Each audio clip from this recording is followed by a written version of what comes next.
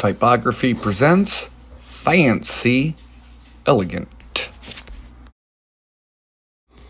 The Constitution was written in a very fancy way. Of course you'd want to write it fancy because we're trying to demonstrate that we are professional people here in America and we no longer want to put up with the people of England, but we're going to do it in the most polite way as possible. We are demonstrating to other people that we are a civilized country and we would kindly like it if we could separate and not have to pay your taxes anymore. Of course, if we take the first three letters and change the type font, notice how it changes the whole principle of the meaning.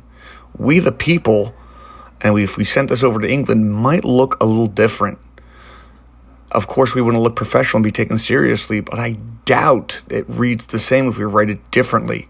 If I'm putting hearts in each of my letters, it reads, "We the people," and all of a sudden it doesn't seem as professional as we want to come across. We wanted to put our best foot forward to be taken seriously as a nation. That's why fancy is so important, because we want people to take it seriously for a fancy event. A lot of people say that all cursive is elegant, and I'm not really one to disagree. If you know cursive, and not everybody does, I will agree that writing in a cursive-like manner will help make it look fancy. Or notice how just by adding extra details, these frilly little curls, helps make it look fancier. This one to here looks great if I was going to open a boutique. The scissors at the top definitely give it away, but think about how these letters flow, what kind of decoration I'm putting onto these letters to make it fancy or elegant. Again, looking at like a cursive-like fashion, notice how these letters are designed a little differently, but notice how there are big areas that kind of ball up in some areas and long wispy areas, and this decoration that we don't normally do.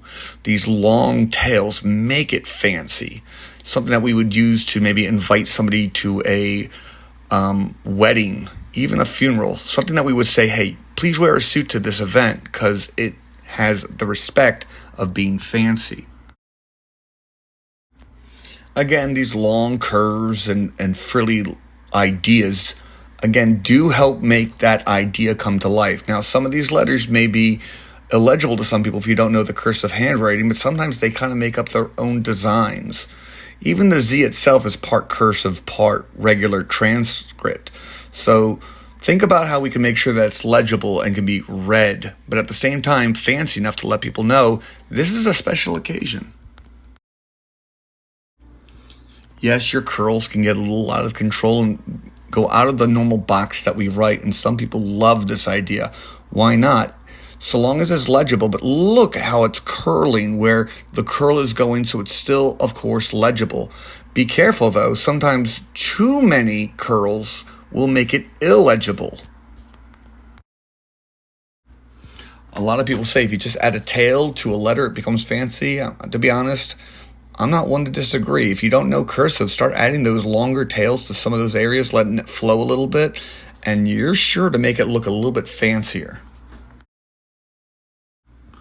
Of course, we can kind of break up our letters and decorate it. That decoration is what usually makes things fancy.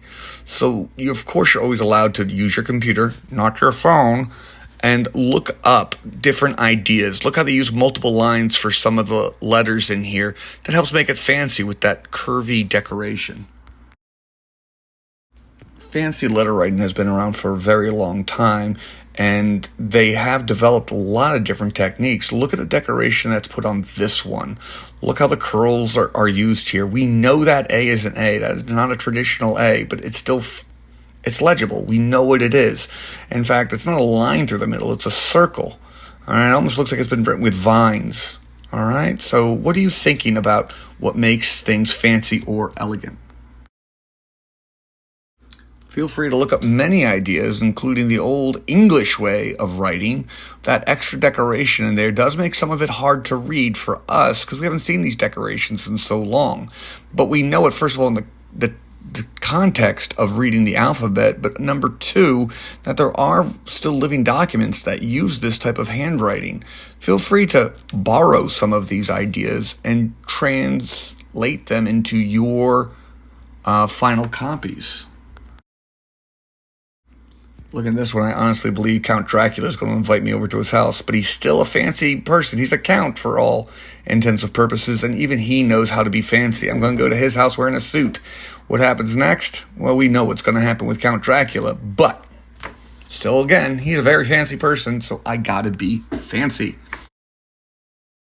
And if you're thinking, if you just put a top hat and a tie on some letters, it makes it fancy, you're not wrong. I wouldn't use it for a wedding, but it does make it fancy. Even though it's a little silly, I'd go to a New Year's party that wears a tuxedo t-shirt just like this one. What makes it fancy? A top hat, yeah, a monocle. Go ahead, bow tie.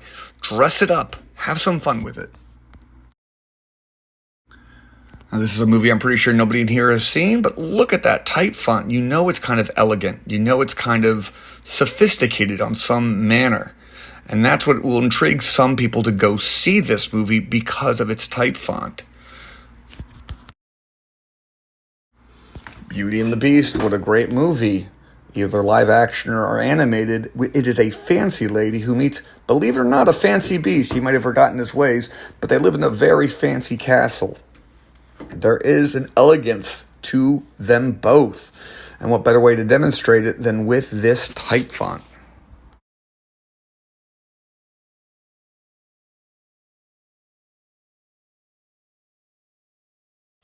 You should have a grading rubric that looks just like this. And we're going to look at the fancy and elegant portion of our sketchbook. Once again, it is broken into 3 separate parts, 20, 10, and 0. You should be aiming for the 20. How do we get it? By writing 48 different characters. That's each letter of the alphabet, uppercase and lowercase. You should also have a section of your sketchbook that showcases, hey, there's an area where I can write my uppercase and lowercase in different styles. All right, that fancy and elegant section, I want to see how many different ways you can make your fancy and elegant letters. And of course, we have a fancy, elegant way of doing everything. Remember, it doesn't all have to be done exactly the same. If you start with looking online and going, oh, I like that old English style, then you realize, A, you're running out of time, or B, it's not your cup of tea, switch. Go to find a cursive style that you like, or try putting a top hat on the letter. I can't wait to see what you come up with for individual representations. Remember, it's all about trying to find ideas, getting ready for our final.